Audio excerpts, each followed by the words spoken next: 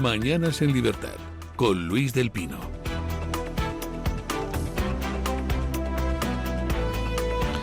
Don Guillermo Díaz, ¿qué tal está usted? Don Luis del Pino, muy bien, muchas gracias. ¿De qué van a hablar a las 10:10, don Eric Gutiérrez y usted? Bueno, hay varios temas. Por ejemplo, vamos a hablar de la selección española, que el fin de semana, el viernes le ganó a Serbia 3-0.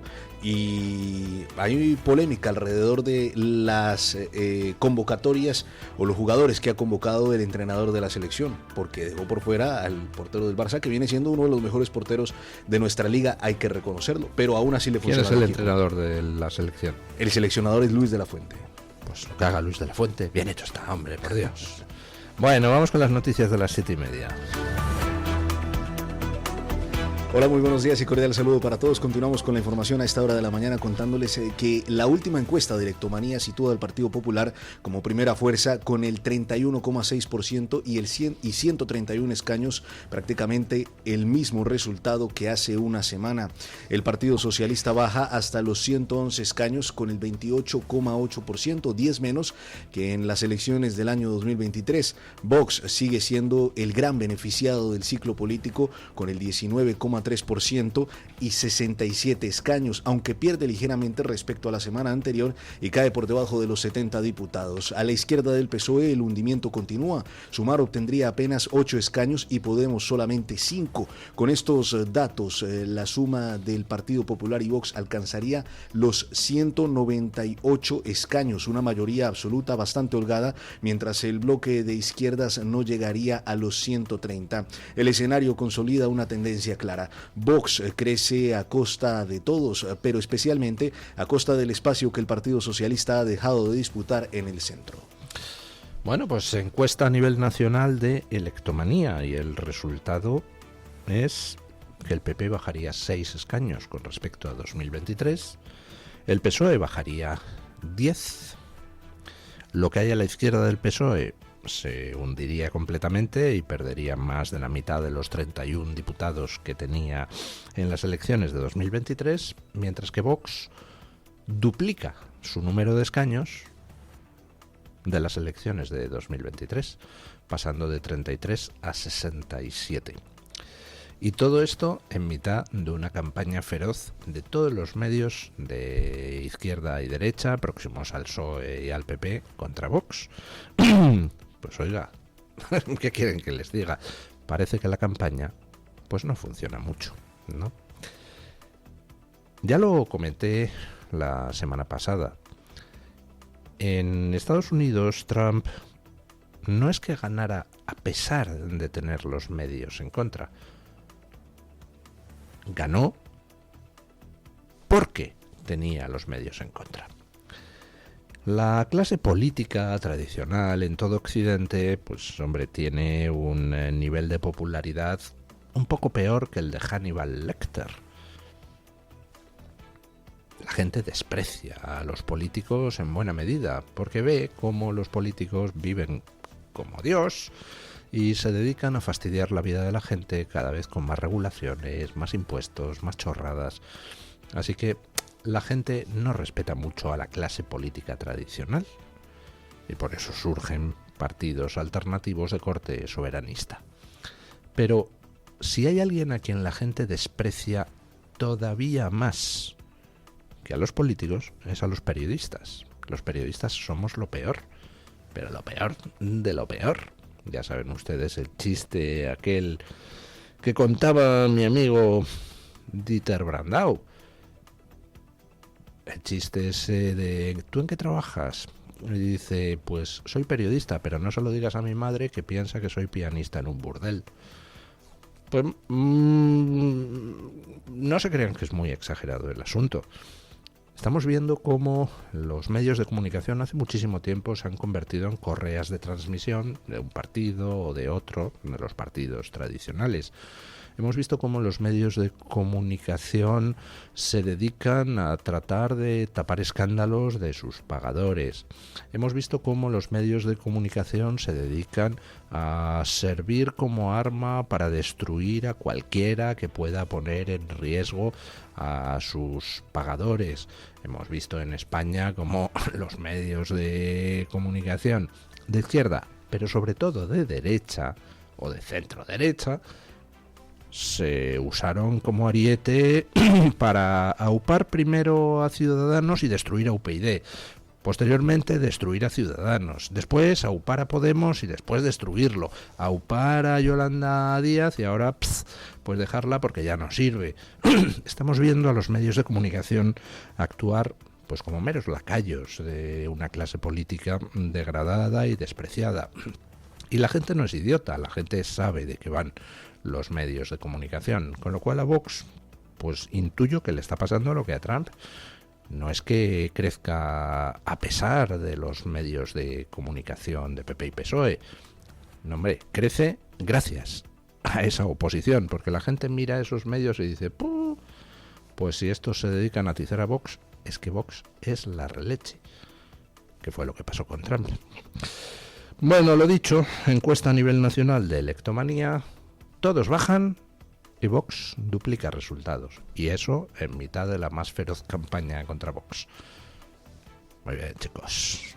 Lo estáis haciendo estupendo, queridos colegas de los medios. Bueno, en España todos los medios son así repugnantes. No, hombre, no. Hay medios decentes. Por ejemplo, el medio donde trabaja mi querido amigo don Isaac Blasco, subdirector de ese medio, Voz Populi, que hoy publica la primera entrevista con José Luis Ábalos desde la prisión. José Luis Ábalos concedió su primera entrevista desde prisión y reiteró que se enteró del rescate de 53 millones a Plus Ultra el mismo día en que el Consejo de Ministros lo aprobó. En su entrevista concedida a Voz Populi, Ábalos negó que Sánchez le ordenara directamente facilitar la operación y afirmó que ni siquiera fue informado de que los organismos técnicos habían elaborado los informes previos.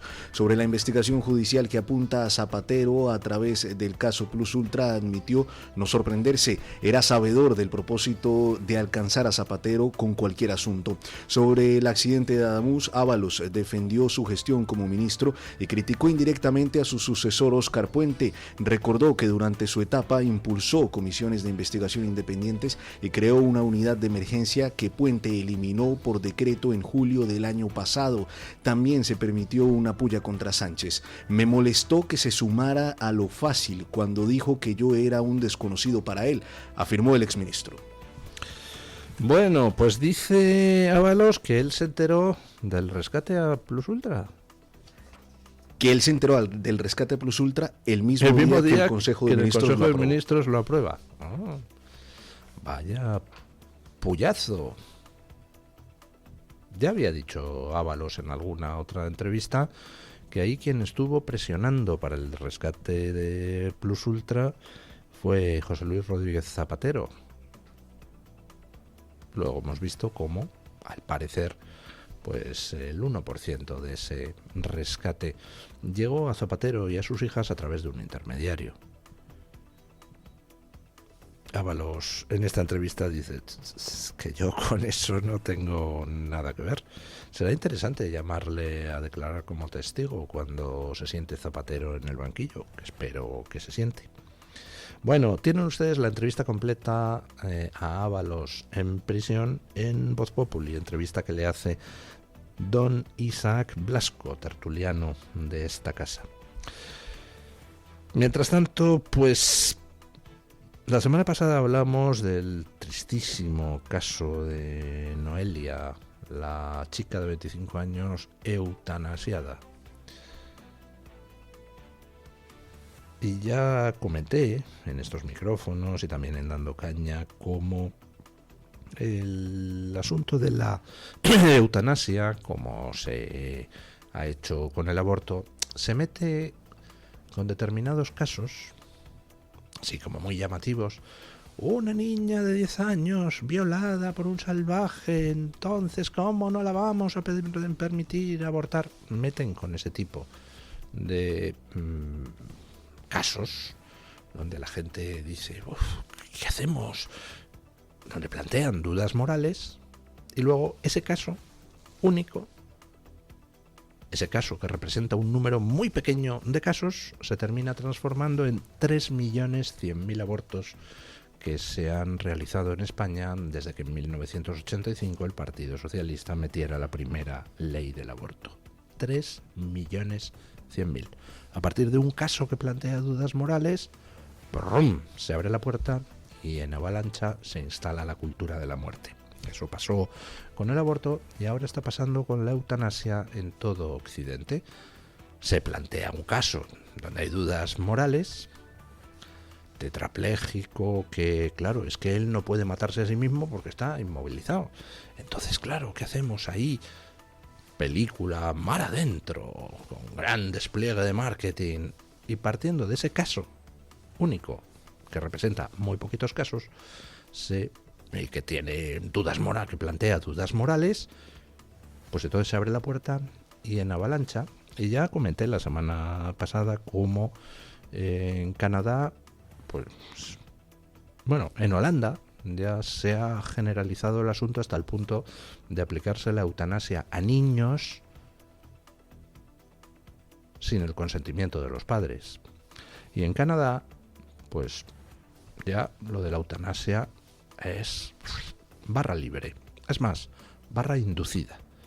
Comenté el caso de ese discapacitado que llama al ayuntamiento a decir, oiga, que la rampa de salida de mi casa para la silla de ruedas está en mal estado, que vengan ustedes a arreglarla, y le mandan a un tío con un formulario para que solicite la eutanasia.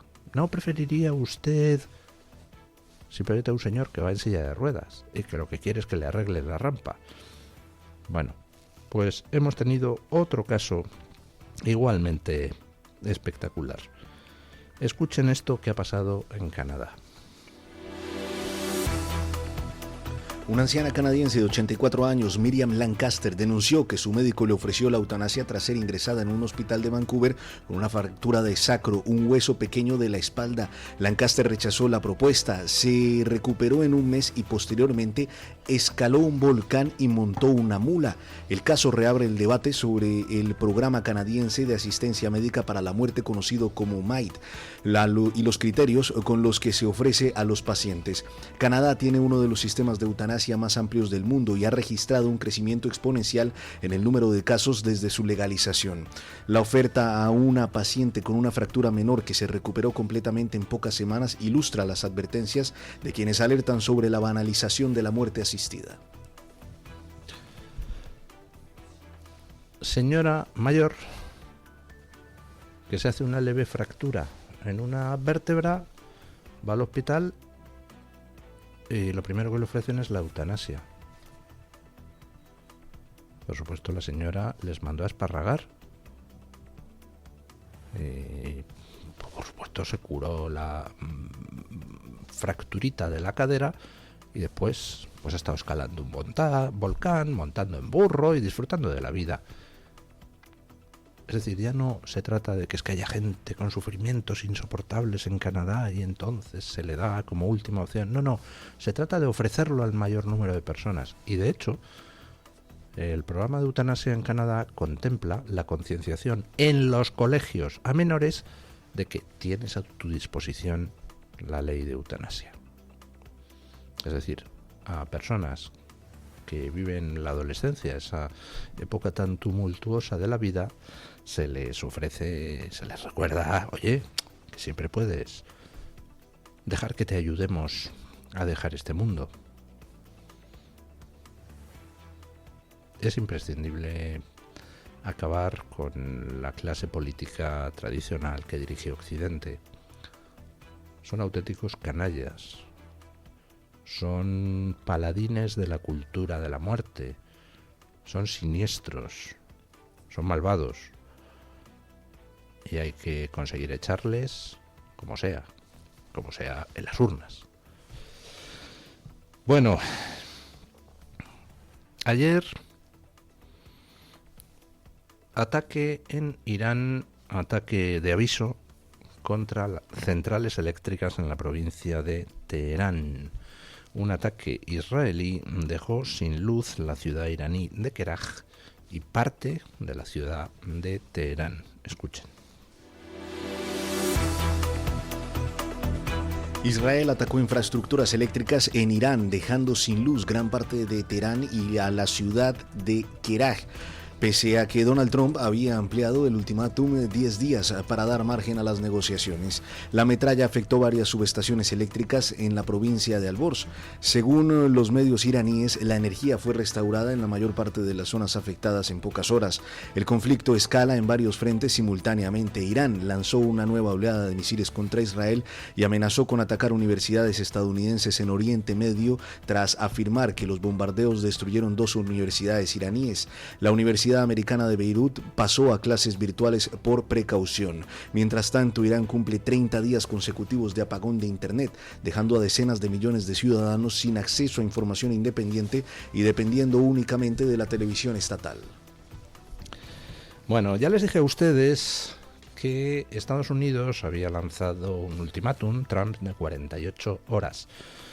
O Irán reabría el estrecho de Hormuz o dejaría a Irán sin suministro eléctrico atacando las centrales eléctricas. Y ya les dije a ustedes que el modo de ataque a las centrales eléctricas es un modo no destructivo, aprovechando lo que se llaman bombas de grafito, que existen desde los años 90 y que básicamente pues lo que hacen es explotar por encima de una central y sembrar la zona de filamentos conductores que cortocircuitan unos cables con otros y lo que hacen es que se apague la central. Es un modo no destructivo de dejar fuera de combate una central eléctrica. Eso se puede recuperar con relativa rapidez en cuestión de pocas horas o de pocos días.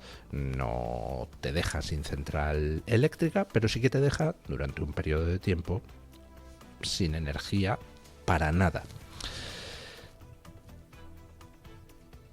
Sorprendentemente, al día siguiente, Trump dijo que, como Irán había aceptado negociar, se aplazaba 5 días el ultimátum. Y unos días después, Trump dijo que, bueno, que como las negociaciones iban bien, pues se aplazaba hasta el 6 de abril. Y mientras tanto hemos sabido que, efectivamente, a pesar de las negativas iniciales de Irán, no estamos negociando, es mentira, luego se ha sabido que sí están negociando.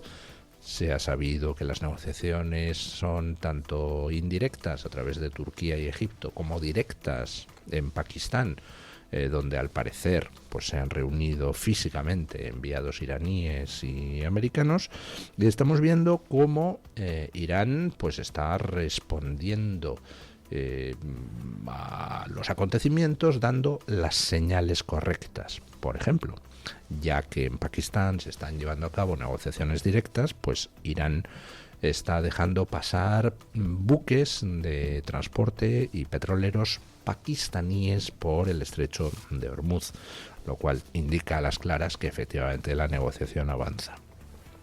De todas formas, evidentemente, pues la negociación no es simple.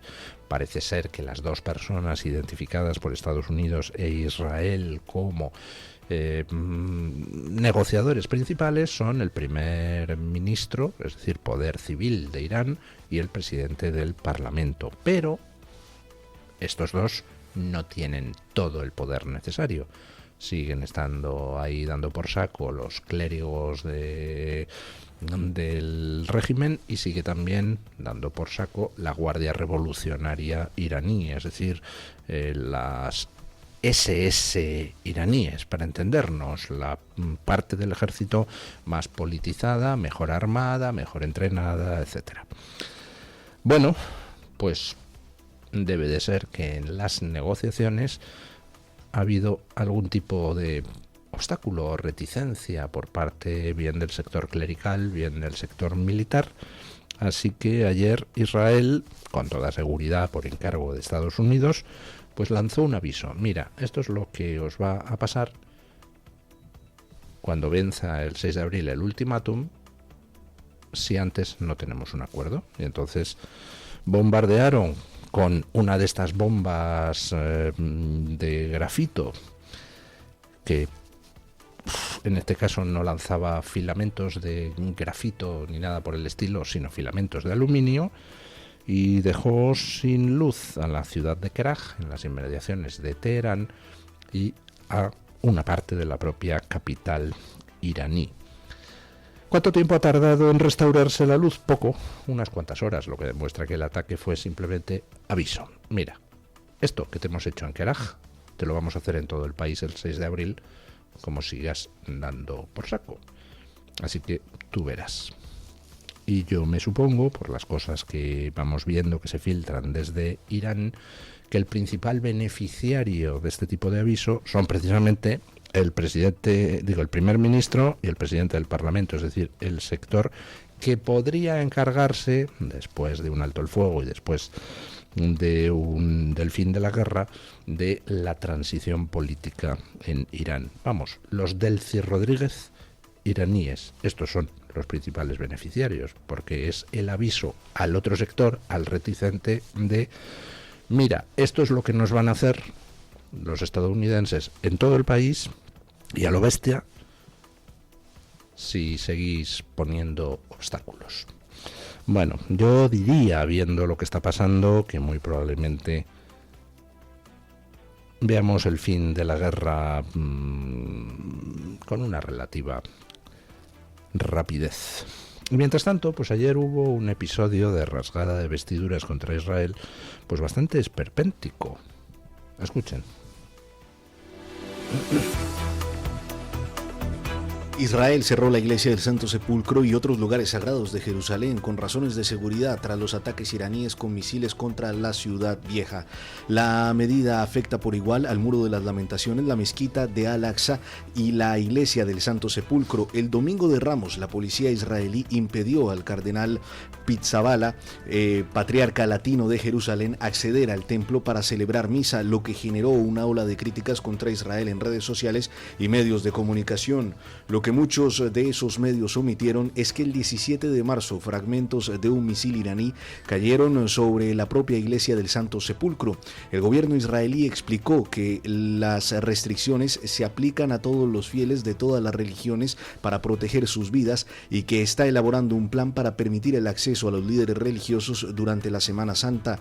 El Patriarcado Latino de Jerusalén no informó del ataque iraní al Santo Sepulcro, pero sí publicó un comunicado criticando a la policía israelí sin explicar el motivo del cierre. O sea, situación.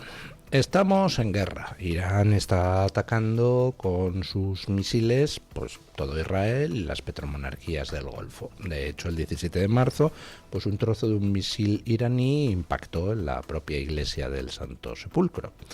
El gobierno israelí, pues con toda la lógica, ha prohibido que se junten aglomeraciones de personas, aunque sean para oficios religiosos, aglomeraciones de más de 50 personas. Eso está prohibido en estos momentos en las ciudades israelíes, para todo el mundo, para todo tipo de reunión. Pero además, si se junta un grupo de personas, tiene que ser a una distancia máxima de un sitio donde haya un refugio antiaéreo, porque si suenan las sirenas, esas personas tienen que correr a buscar refugio. Y eso, claro, como estamos hablando de un país que tiene su capital en Jerusalén, pues afecta a Jerusalén. Y en estos momentos, ni judíos, ni cristianos, ni musulmanes pueden celebrar nada en los santos lugares, porque existe una normativa de seguridad. Bueno, pues va Pizzaballa, que está allí ejerciendo de, no sé, arzobispo, obispo o lo que sea, y dice, pues me voy a oficiar una misa allí. Y sin avisar al gobierno israelí, pues coge, intenta hacerlo, y la policía le dice, oiga, que no, que aquí hay una normativa de seguridad. Y entonces sacan un comunicado, nos han impedido... O sea, para empezar, hace falta ser malo, lo siento, hace falta ser malvado. Si quieres hacer eso, pues hablas con el gobierno israelí y le dices, oye, que caramba, es Domingo de Ramos, entonces pues queremos... Y el gobierno israelí, ¿qué interés tiene en prohibirte a ti nada?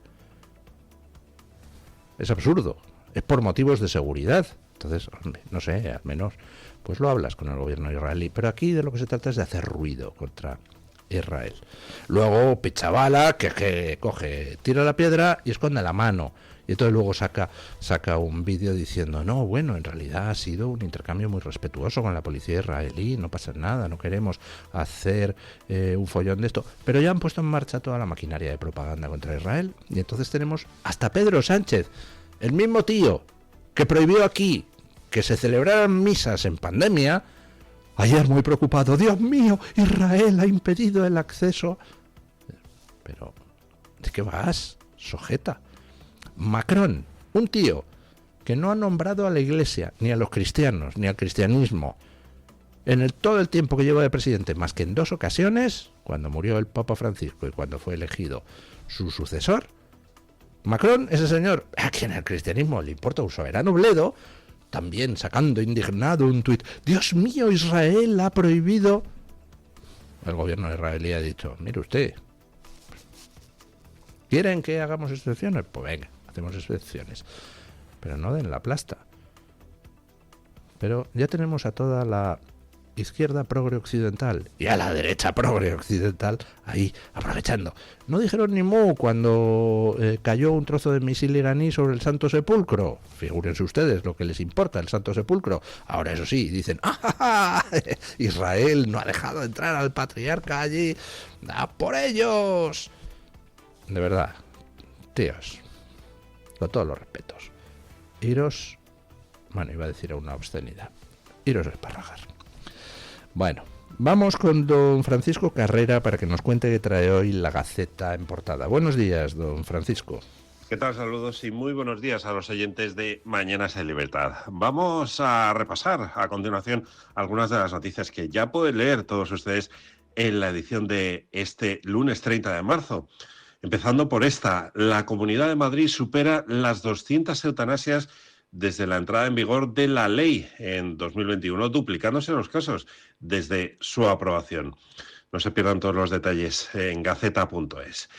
También en nuestra portada ya pueden leer que los sindicatos de prisiones denuncian una nueva agresión en la cárcel de Sevilla 2. Dicen que cada vez son episodios más imprevisibles y peligrosos. Fuera de nuestras fronteras, hoy es noticia que el gobierno de Pakistán ha anunciado que va a acoger contactos entre Irán y Estados Unidos en los próximos días. Portada de la Gaceta que también refleja una previsión para este lunes. El sector lácteo cántabro se manifiesta en contra de la bajada del precio de la leche en origen.